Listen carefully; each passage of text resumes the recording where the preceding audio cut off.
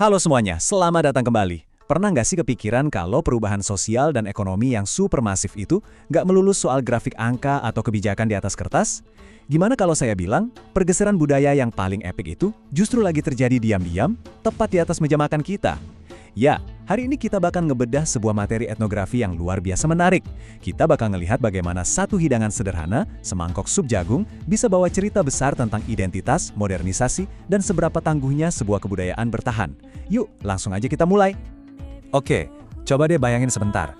Anda lagi duduk santai di sebuah dapur kayu di desa Molamahu, Gorontalo. Udara di sana wangi banget sama aroma asap kayu bakar. Terus, di depan Anda disajiin semangkuk bintebil huta yang masih ngepul. Anda bisa nyium seger daun kemangi, gurihnya kaldu laut, pedesnya sambal rica yang mendang, dan pastinya sang bintang utama, jagung pulo. Teksturnya tuh kemetan alias agak lengket mirip ketan gitu. Ngasih sensasi gurih dan padat yang benar-benar unik pas dikunyah. Ini tuh bukan sekedar pengganjal perut ya. Ini ibarat mesin waktu yang bisa ngidupin lagi memori masa kecil warga setempat. Nah tapi di sini nih titik masalahnya. Ada sebuah krisis sunyi yang lagi terjadi. Gimana kalau jagung pulo yang warnanya putih pucat dan bertekstur lengket ini, yang ibaratnya adalah nyawa dari hidangan tadi, perlahan-lahan hilang dari ladang-ladang di Molamahu. Lenyapnya bahan baku esensial ini bukan cuma bikin orang harus ganti resep loh, lebih dari itu. Ini adalah alarm kalau ada satu ekosistem budaya utuh yang lagi terancam keberadaannya. Coba kita lihat sebentar betapa beragamnya hidangan ini.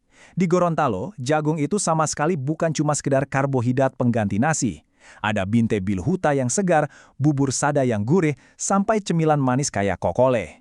Ini bukti kalau jagung adalah fondasi dari sebuah ekosistem agraris dan sosial yang luar biasa kaya. Ia udah menopang kehidupan masyarakat di sana selama berabad-abad, selalu hadir di perayaan, kumpul keluarga, sampai obrolan santai sore hari. Biar lebih jelas, kita masuk ke bagian pertama dari pembahasan kita. Menghilangnya jagung pulo, dan gimana perubahan besar mulai terjadi di lahan-lahan pertanian. Ini ibarat bumi dan langit ya.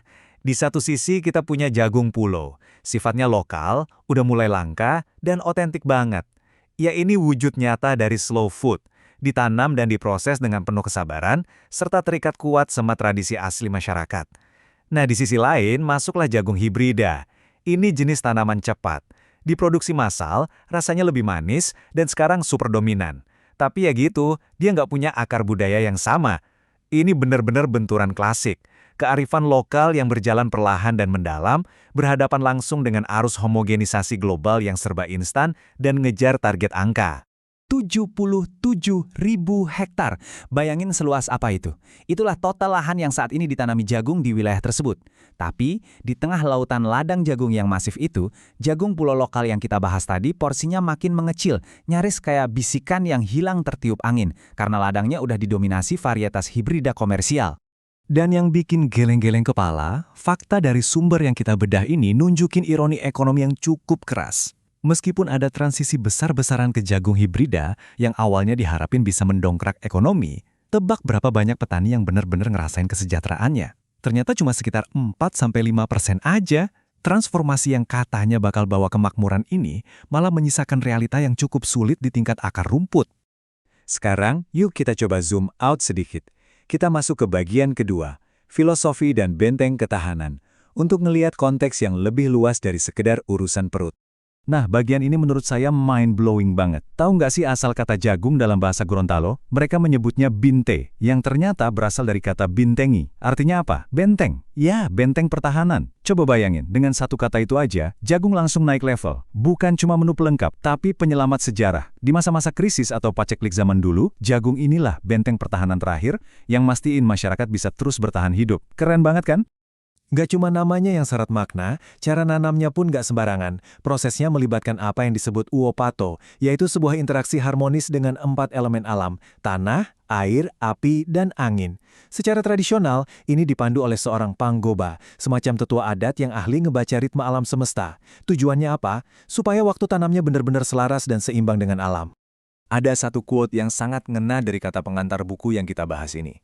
Makanan bukan hanya soal isi piring, tapi juga soal siapa kita dan kemana kita ingin kembali.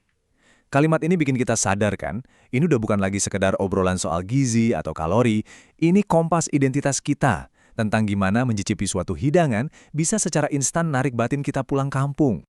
Jadi, kalau sebuah benih lokal itu berhenti ditanam dan hilang, kita tuh nggak cuma kehilangan satu menu makanan.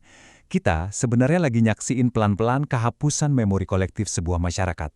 Aroma masa kecil, rasa nyaman, dan ikatan batin dengan kampung halaman ikut lenyap. Secara antropologis, ini sebuah kehilangan yang sangat mendalam. Ini bawa kita ke dinamika yang lebih kompleks di bagian ketiga, hegemoni benih hibrida dan ketegangan antara kebijakan yang ada dengan kearifan lokal. Disinilah terjadi tarik-menarik yang cukup jelas. Di satu sisi, ada kebijakan pertanian modern yang biasanya top-down, mendorong banget penggunaan benih hibrida dan pupuk kimia buat ngejar kuantitas panen. Tapi dampaknya di lapangan, pengetahuan warisan leluhur para petani perlahan mulai terpinggirkan. Dan lucunya, karena karakter bahan utamanya udah beda, cara masaknya pun otomatis berubah. Bumbu-bumbu alami yang dulu pas banget buat jagung pulo, sekarang mulai digeser pakai penyedap buatan pabrik biar rasanya cocok sama jagung hibrida. Dalam materi ini, ada satu metafora yang menurut saya ngewakilin banget situasinya. Disebutkan bahwa rubuhnya tugu jagung di wilayah tersebut seakan jadi simbol bergesernya orientasi masyarakat. Mereka mulai ninggalin warisan budaya yang udah mengakar kuat demi mengejar apa yang cuma dibayangkan sebagai modernitas. Dan akhirnya, kita masuk ke bagian terakhir, makanan sebagai simbol perlawanan atau bagaimana hidangan menjadi monumen akal sehat. Kalau Anda lihat buku Sepiring Cerita Bersama Jagung Binte Mola Mahu ini, jangan bayangin ini cuma sekumpulan resep masak ibu-ibu ya. Sama sekali bukan. Buku ini nyatanya adalah sebuah dokumen antropologis yang super penting. Nulis dan nerbitin karya ini adalah bentuk upaya mati-matian buat ngerekam jejak ingatan, nyatat filosofi, dan ngelindungin ekosistem budaya yang saat ini lagi terancam punah.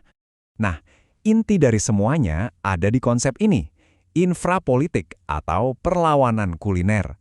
Maksudnya gini, buat bikin perubahan, Anda nggak selalu harus turun ke jalan bawa spanduk. Buat masyarakat Mola Mahau, tindakan sederhana kayak tetap nanam benih jagung pulo, ngajarin resep binte biluhuta ke anak cucu, dan tetap masak hidangan autentik di dapur sendiri, itu adalah bentuk pemberontakan politik sehari-hari yang real banget. Ini adalah cara yang super elegan buat nolak diseragamkan oleh tren global. Nggak kerasa kita udah sampai di penghujung pembahasan. Saya pengen ninggalin Anda dengan satu pertanyaan sederhana buat direnungin. Besok, pas Anda lagi duduk mau makan makanan khas dari daerah asal Anda, apa yang bakal Anda lihat? Apakah cuma sekedar asupan buat ngilangin lapar? Atau Anda bakal mulai sadar kalau di balik setiap suapannya ada sejarah panjang, kearifan alam, dan perlawanan tangguh dari sebuah kebudayaan yang nolak buat dilupakan? Jawabannya ada di kita sendiri. Terima kasih banyak udah ikut Deep Dive bareng saya hari ini. Teruslah eksplorasi dan sampai jumpa di pembahasan seru kita yang selanjutnya.